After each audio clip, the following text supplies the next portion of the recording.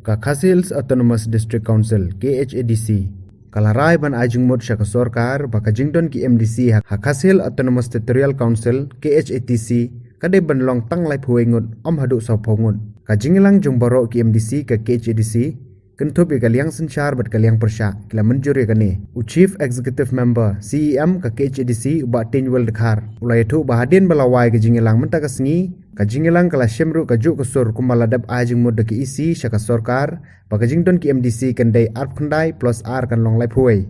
kabumut arp khandai ngut ki dei banjit upaj ba kat ba arngut on susi kentup kawai ka long kumi hakaju ko por chairman ka KHADC uba pensingan NCM haba benrap halor kane da ka baong ba kumbala UI ki wei ki district council kum ka JHADC ba GHADC kilaya kundu shibun ki jing hakaliang ka pisa ka tingka ban sewi ku tulop ya ki MDC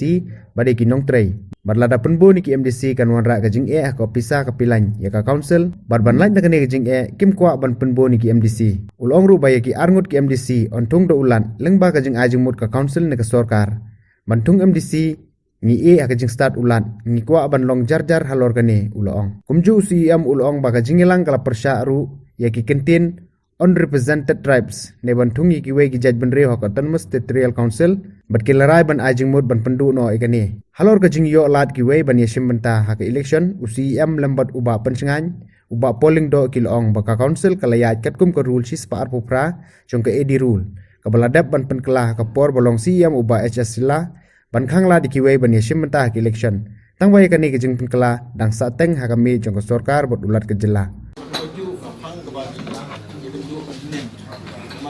Syong daga isi meeting alor gani ka juga kami kata mut de alor do neka aben ben yo studio nang begini yo ya boy ka boys dong ka district council gilas ka don kam pada pergi sebenarnya sini yang neka meeting lagi all MDC dengan segenap ka jela priam yang di pot ini pada ka dia ending resolution miru kalau ka so kalau ka yang ha bakila ya ai gi jong di jingmut ki jongki namar kane kare ka final views ka jongi kabani haban ya kren 14 ni hampe ko siket motor ka finalize jene ka bentar pada mereka amendment state government member ka meeting ru ikwa ini katu re ki bentar ba konsan mania kren dia discuss kata ga nomor ki ke konsan hi ka de kata bentar ini layak yo ini ngelihat sini dekat juga pastor berkata kalau ba yang ini ka discussion ko ini saya disclose partai adin berada ya friend ko post apa sebenarnya apa conference hall de first here no kapan long sini bisa disclose ini adin ko ini mostly ngasih lagi ko gasto and ga kata kasur to increase or to kan long baik kumjuk ne kan number namar men kami ngila dia ban ay ka views ke jengi kata kalong ka 29.2 ke mentar machine daga ju ka so yuna ni mostly baro ko MC ni stick baik ka ka dengan rai ban ni machine ka meeting itu ini ba ban penhasil pilih aku parlimen taba ban siu tulop nyap siu menginang ni